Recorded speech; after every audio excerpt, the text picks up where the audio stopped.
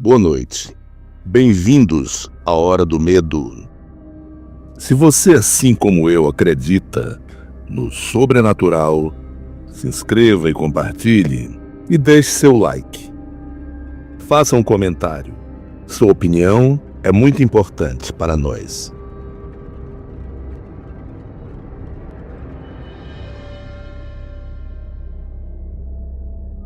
O lobisomem de Riacho Seco. Meu nome é José Raimundo, mas todo mundo me chama de Seu Zé do Bar.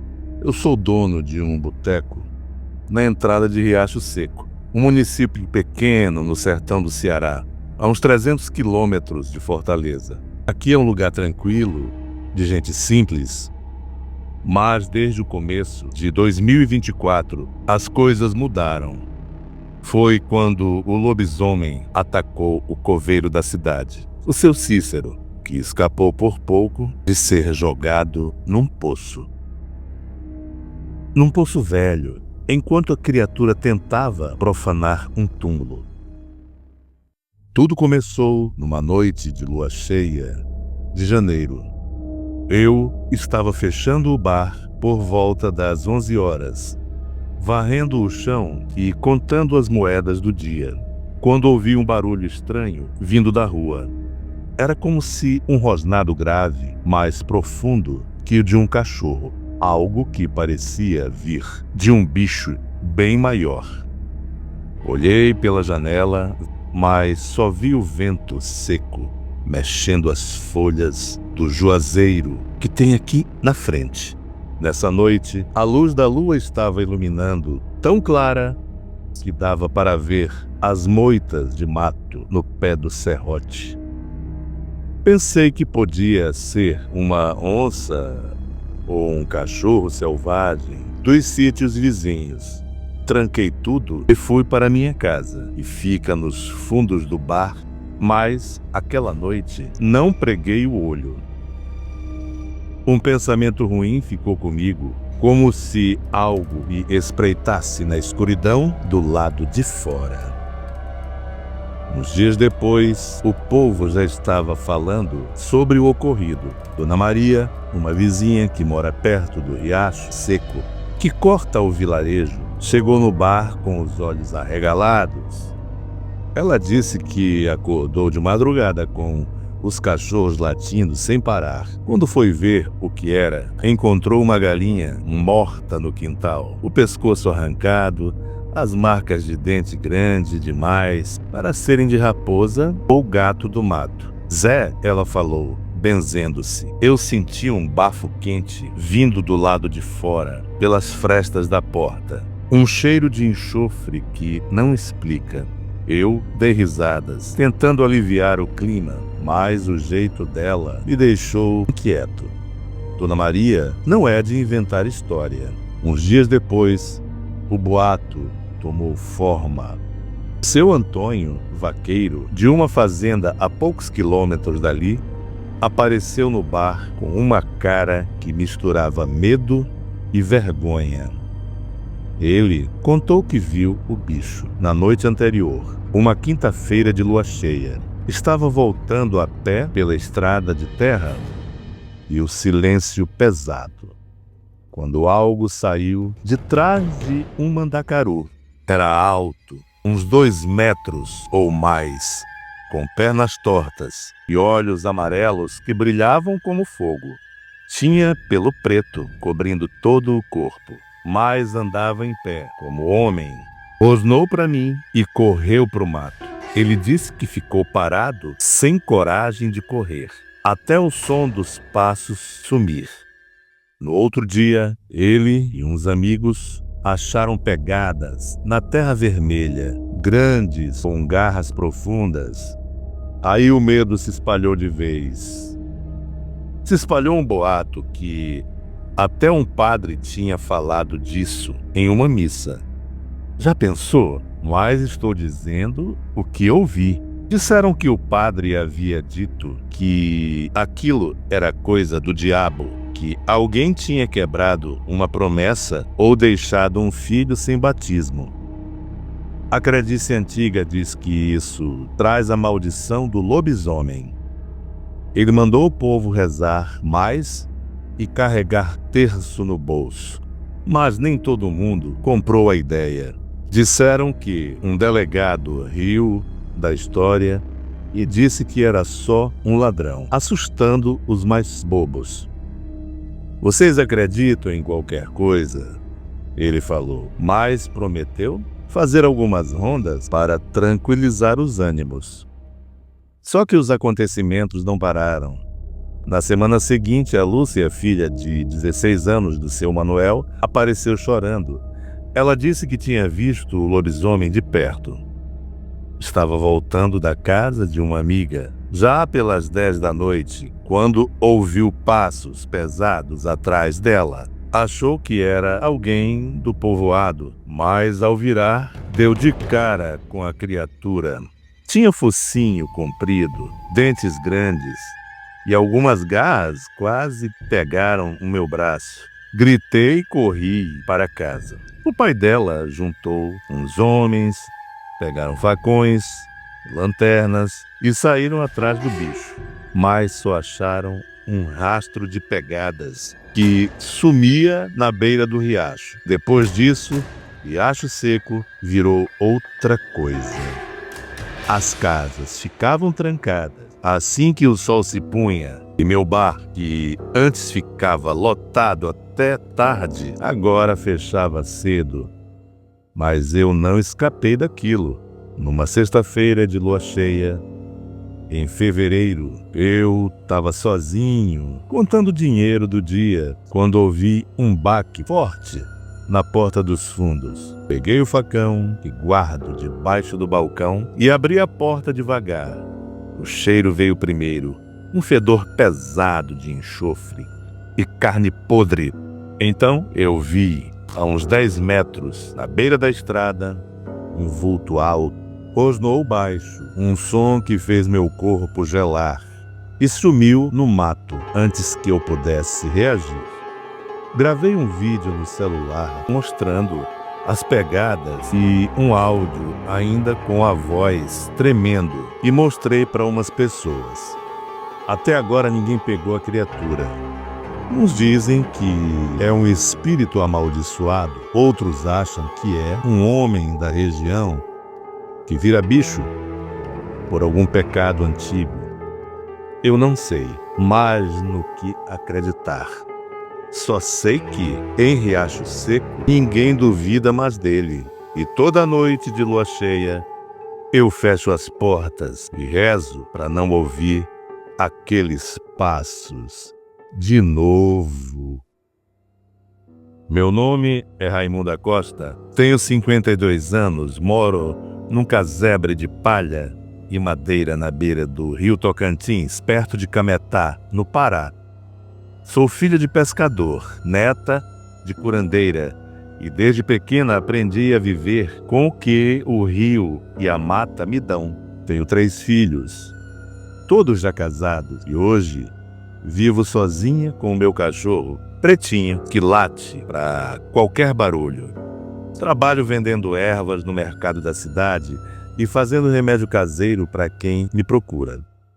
Não sou de me meter com assombração, mas sempre respeitei as histórias que a minha avó contava sobre o Saci, a Iara, principalmente a Matinta Pereira. Ela me alertava: Raimunda, nunca durma sem oferecer algo para Matinta, senão ela vem assoviar na tua janela. Eu achava que era só papo de velho. Tudo começou por causa de uma encomenda. Dona Zilda, uma freguesa antiga, me pediu um chá de Guiné para curar uma tosse que não passava. Eu tinha acabado de colher as folhas frescas na beira do rio e passei o dia preparando o remédio. Moendo, fervendo, coando, o sol já tinha se posto quando terminei e o céu estava escuro, sem lua. Eu estava cansada, os pés doendo de tanto andar, e resolvi descansar na rede que fica na varanda, de frente para o rio. O pretinho estava deitado do meu lado, quieto, o que já era estranho. Ele costuma ficar alerta à noite, latindo para sapo, para coruja, para qualquer coisa, mas naquela hora o silêncio era tanto que dava para ouvir o barulho da correnteza batendo nas pedras. Foi aí que ouvi o assovio. Não era um som normal, tipo o vento, ou o piado de um pássaro comum. Era agudo, cortante, como se algo soprasse no apito de osso, mas com um tom que arrepiava a nuca. Eu levantei da rede, peguei a lamparina que deixo na mesa e acendi o pavio com um fósforo. O pretinho levantou as orelhas, mas não latiu. Ficou só olhando para o alto, para o telhado de palha da casa.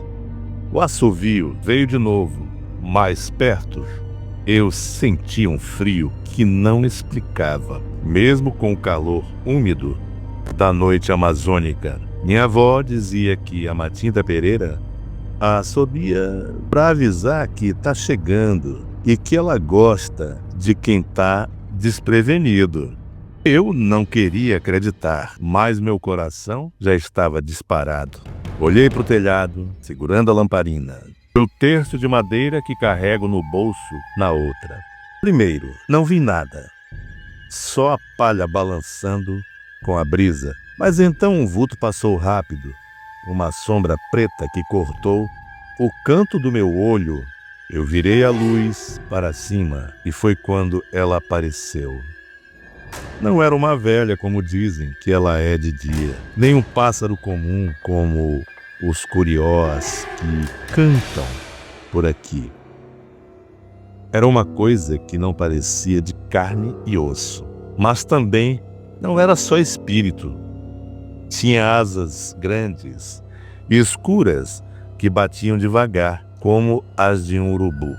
Mas o corpo era torto, magro, com pernas que brilhavam como se fossem molhadas. A cabeça era o pior, um bico comprido, torto para baixo, e olhos que reluziam me encarando, como se soubessem meu nome. O assovio virou um grito, um som que parecia rasgar e entrar direto na minha cabeça. O pretinho finalmente latiu, mas foi um latido fraco, de medo, e ele correu para dentro de casa, com o rabo entre as pernas. Eu queria correr também, mas minhas pernas travaram, como se o chão tivesse me agarrado. A Matinta desceu do telhado e pairou no ar, a uns 3 metros de mim, as asas batendo tão devagar que não fazia sentido ela não cair. O cheiro que veio era azedo, como leite estragado misturado com terra molhada. Minha avó me avisou uma vez, quando eu era menina, se a Matinta vier, é porque tu esqueceu de respeitá-la. Dá fumo, ou ela te leva o sossego. Mas eu não tinha fumo ali, nunca gostei de tabaco, e a única coisa que eu carregava era o chá de Guiné na garrafa de vidro. "Que é que tu quer?" Eu consegui falar, a voz tremendo tanto que mal saiu. Ela não respondeu. Claro, mas o assovio parou. Ela ficou me olhando. Eu lembrei do alerta da minha avó, das noites que ela passava contando histórias na beira do fogão de lenha, dizendo que a Matinta era um espírito vingativo que aparecia para quem não seguia as regras da mata. Ela dizia que o fumo acalmava a criatura, mas eu não tinha nada para oferecer. O pavor tomou conta de mim e eu senti um peso no peito, como se ela tivesse me agarrando sem nem chegar perto. Ela desceu, mas quase tocando o chão da varanda, e eu vi que as pernas dela não eram normais. Pareciam feitas de sombra, se desfazendo e se juntando de novo. como fumaça preta. O bico abriu e eu juro que vi dentes lá dentro, pequenos e afiados, brilhando na luz da lamparina. Meu peito apertou ainda mais e eu senti um peso, como se ela tivesse pisado em mim sem nem me tocar. Foi aí que eu lembrei do terço. Minha avó dizia que a reza afasta a assombração, então eu comecei a rezar o Pai Nosso, segurando o terço com tanta força que as contas marcaram minha mão. Pai nosso que estás nos céus, santificado seja o vosso nome. Minha voz estava rouca, mas eu não parei. A Matinta inclinou a cabeça como se estivesse ouvindo e deu um grito mais baixo, quase um lamento. As asas bateram mais rápidos e ela subiu de volta para o telhado. Mas não foi embora. Ficou de lá me olhando enquanto eu rezava, sem parar. O suor escorrendo pela testa. Eu não sei quanto tempo passou. Minutos, talvez horas. Mas o céu começou a clarear. O vermelho do amanhecer tingindo o rio. Foi só aí que ela voou, subindo alto num vulto preto contra o sol nascendo. E sumiu por cima das árvores. O assovio ecoou numa última vez, um adeus. Quando o dia raiou, de vez, eu entrei em casa, as pernas moles, o coração ainda acelerado. O pretinho estava encolhido num canto, tremendo. Achei umas penas pretas no chão, mas quando fui pegar, elas viraram pó na minha mão, como se nunca tivessem existido. No dia seguinte, contei para o seu Manuel, o canoeiro que mora rio abaixo. Ele disse que já ouviu o assovio da Matinta uma vez e que ela aparece para quem está com a vida desarrumada. Eu não sei se acredito nisso. Minha vida é simples, não tenho inimigo, não devo nada a ninguém, mas desde aquela noite eu deixo um maço de fumo na janela, por via das dúvidas. O Carlinhos, meu neto, veio me visitar uns dias depois e eu mostrei para ele o lugar onde ela apareceu. Ele riu, dizendo que era coisa da minha cabeça, mas eu não sei o que vi, mas sei que não quero vê-la de novo.